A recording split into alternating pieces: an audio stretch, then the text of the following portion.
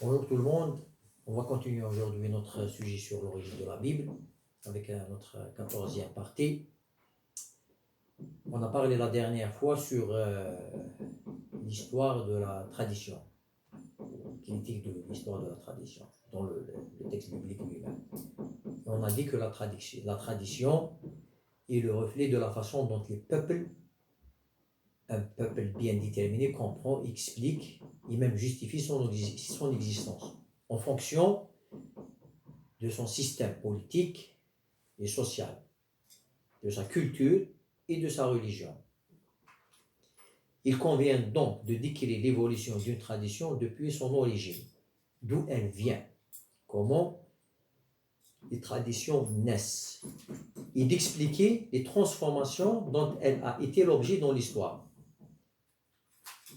Peut-être même de notre vécu, on a vu que certaines traditions, elles peuvent se transformer selon les usages ou selon, par exemple aujourd'hui on a une nouvelle technologie avec les multimédia, avec tout l'internet, avec le téléphone, les smartphones, les ordinateurs.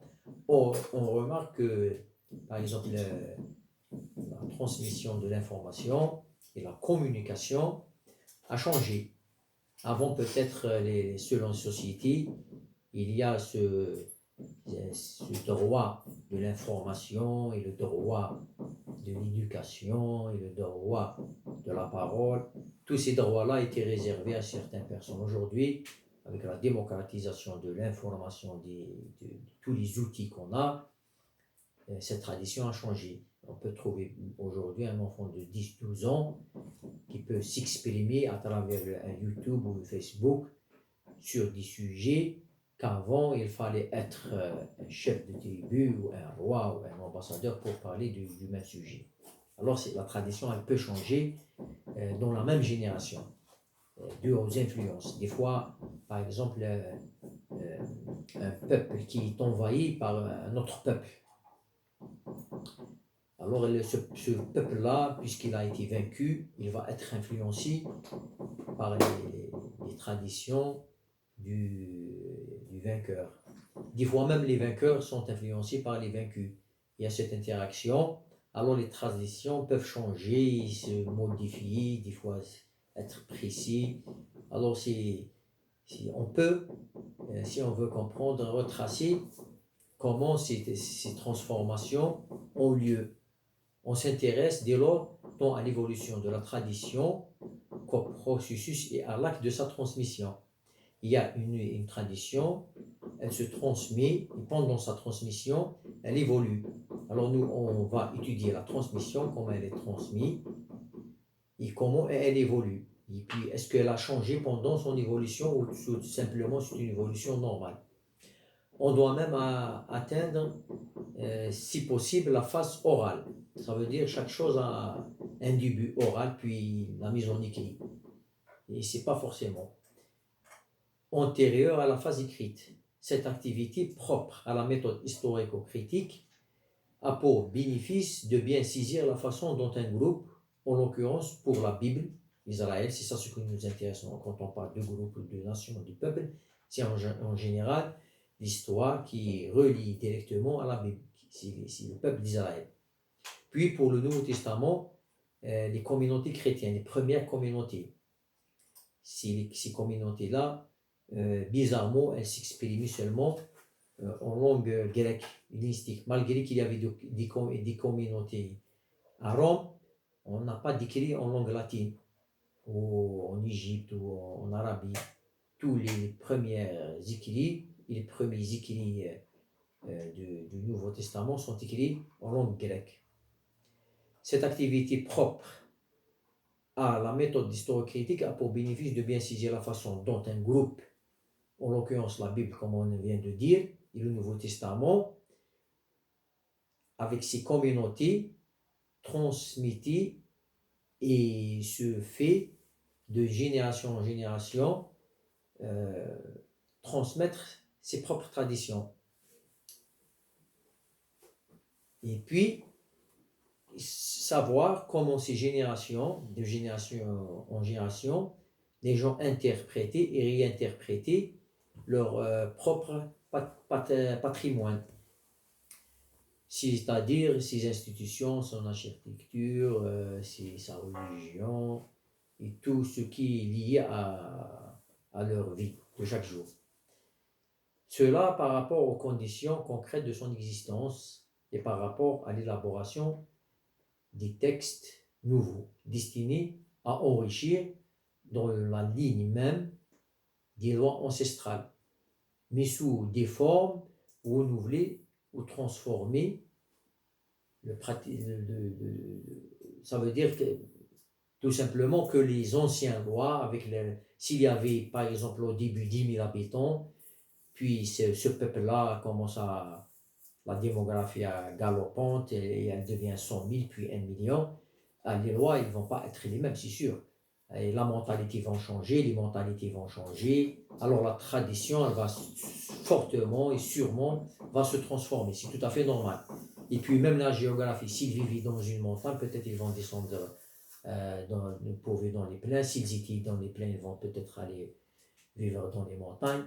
Alors tout ça influe directement sur la tradition et sur sa transmission. Alors il faut être très clair.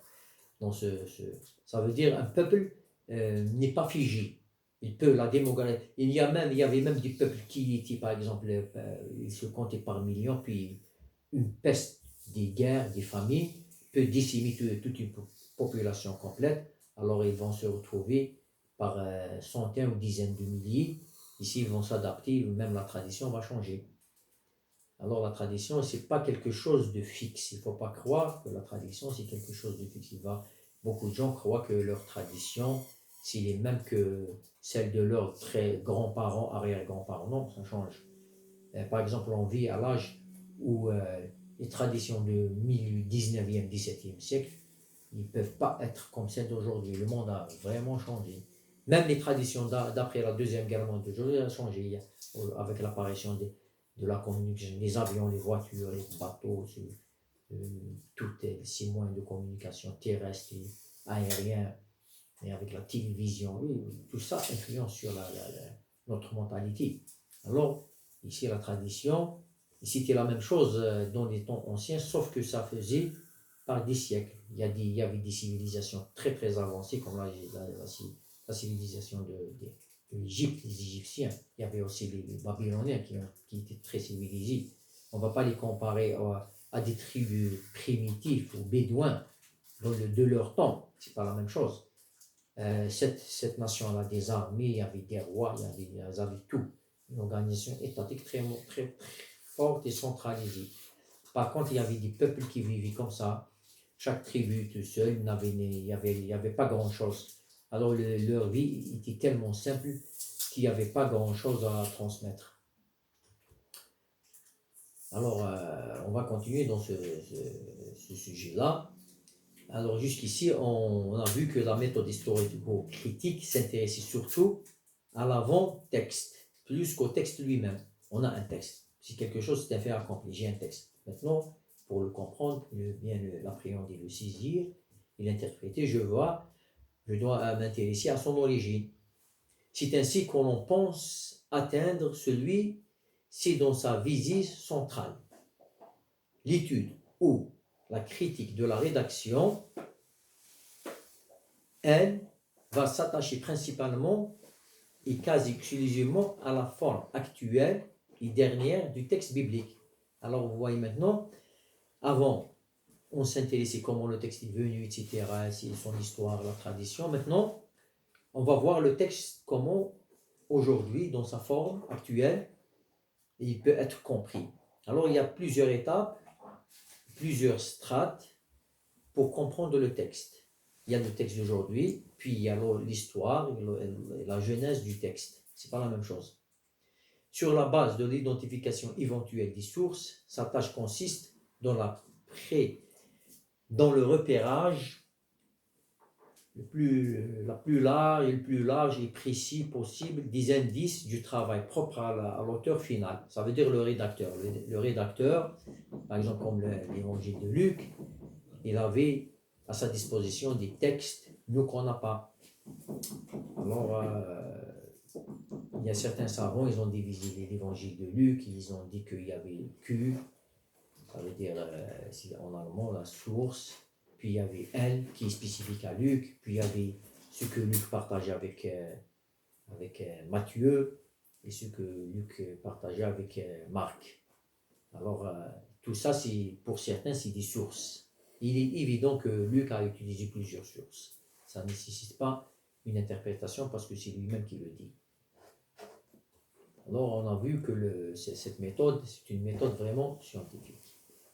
Et la prochaine fois, on va continuer un peu sur ce sujet-là, puis on va entrer sur d'autres domaines. Et à la prochaine, j'espère bien que vous avez passé un bon temps avec nous. À la prochaine.